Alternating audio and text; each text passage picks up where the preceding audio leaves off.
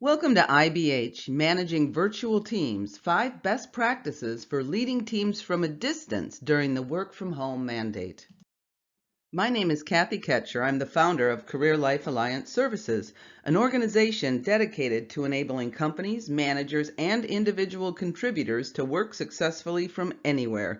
And I've been doing this important work since 1987.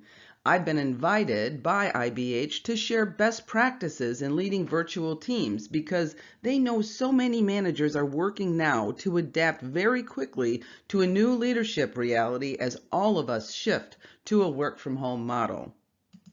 In this video, I'm going to review the 5 best practices that will help you and your team stay as engaged and productive as you can during these uncertain times by leveraging technology, rethinking how you communicate and collaborate with your team, as well as reviewing work processes and how team accountability works when you're no longer co-located.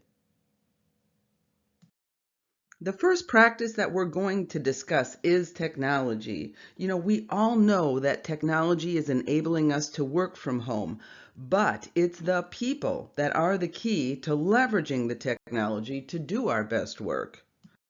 I recently conducted a focus group with 20 managers about how they use their technology on their teams, and 15 reported that they were not using it as well as they could be, but they all agreed that it was something they wanted to improve, and they're not alone. This research from Technalysis shows that even today, most communications are still kind of old school, with 75% of people relying mostly on email, phone, and text. Technology is the umbrella under which we do the majority of our work. And if you think about it, the network is the new workplace. And because of this, managers need to carefully assess the tools they're using today, how well they're using them, and what they can change to help their teams be more successful. When I work with teams, I use this technology assessment guide to help them talk about the technology and decide as a group the technology they want to incorporate into their team practices. Or maybe there's a tool they're using that they would like to let go by the wayside. So starting with the basics, your Outlook calendar, email, voicemail, align your team's use of these tools so everyone is using calendar in the same way, listing a backup contact, and putting an out of office message on their voicemail. This might sound like Office 101 introduction class, but I'm telling you, over the years, I have learned that very few teams have had the time or taken the time to compare notes and align how they're using technology. And lastly, it's so important today more than ever to start using video since everyone's working in their own space. And this might not be something you've done in the past or something your team is even comfortable with. And so if this is new for you, I recommend starting your team meeting with everyone just quick, turn on your video, have people share an update on how they're doing, and then go ahead, turn that camera off. Leave it on just for a few minutes because this is a great way to start an important practice without everybody feeling awkward or uncomfortable. Next, we are going to talk about rethinking communications. Today more than ever, our communication is delivered through technology, often email, which research tells us isn't always the most reliable. 51% report that they receive no reply when they send a message, and 14% report that the recipient is misinterpreting their message. This, along with the fact that 93% of the meaning of a message comes from nonverbal sources and 55% of that is from facial expressions. On a dispersed team, we can really miss out on these important signals. This, coupled with the new reality of people working from home, is a really good time to rethink the best way to communicate with your team and your colleagues. Putting together team practices isn't necessarily a new idea, but it's one that often gets put on the back burner because we are so wrapped up in the urgent work of the day that we don't have time or make time for this important foundational work. So during this time of individual isolation, there is a lot of uncertainty and stress, and it's not just about adapting to work from home, but life just got real small. And people, they might be working with a full house behind them. Others might be feeling really isolated, and everyone is concerned about the economic impact of this crisis.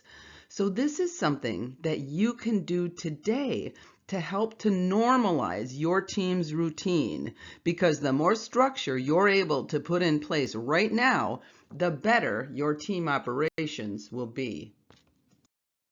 Here's an example of what other teams that I have worked with have put together for their communication plan. Hold regular check-in meetings, leverage instant message throughout the day to stay connected, and consider time zones. Set request expectations. If you send an email, how quickly do you want to answer back? And indicate always on your shared calendar when you are not going to be in the office. Not only have they shared that this stabilizes their team's workflow, but they're able to use this when they're onboarding new team members. We have talked about the technology that will enable us. We've talked about communication that will inform us. Let's look at collaboration practices and consider what worked well before everyone started to work from home, and how can we emulate that in our new situation.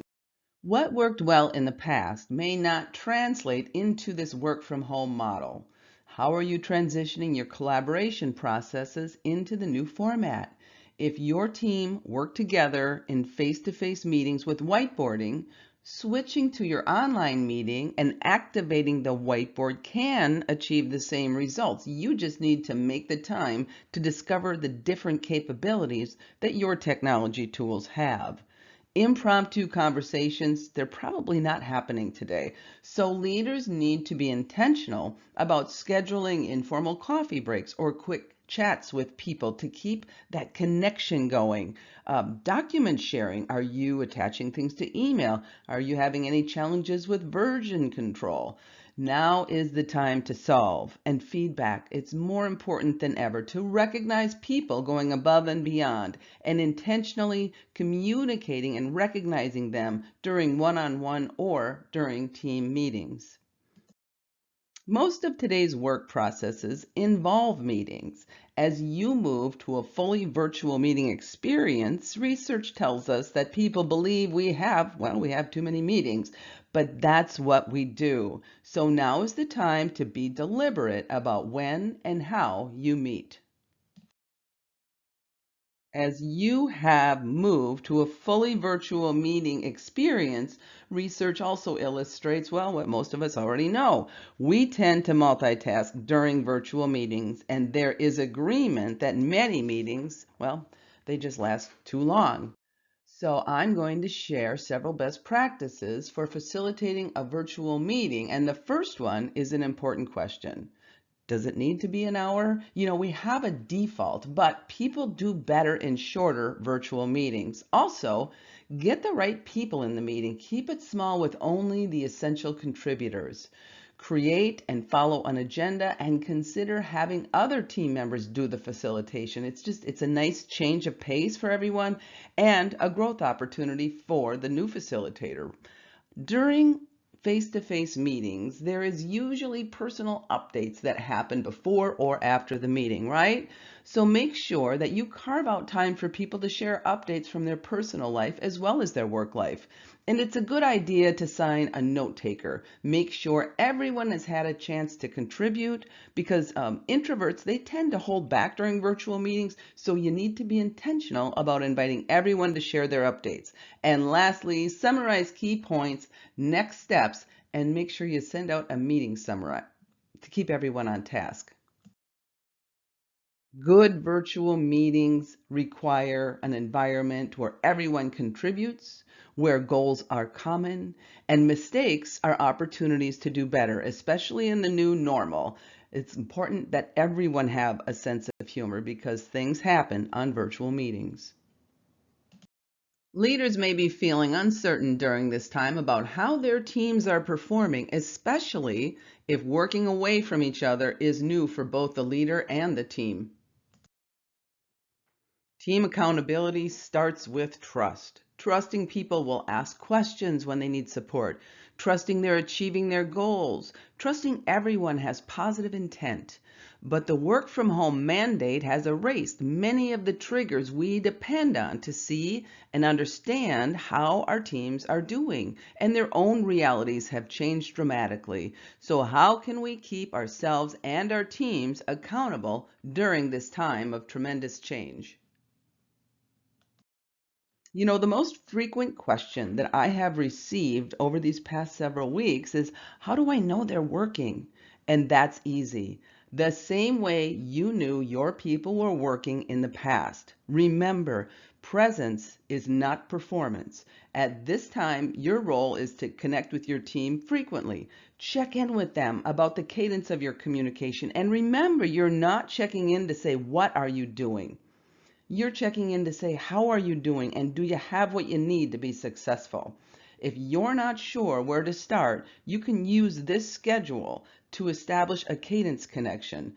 And if you find that some of your team members have a performance issue that arises, remember, make sure you use the right tool when you go to discuss the issue. Fostering accountability through connection, I believe, is the best way to encourage good performance.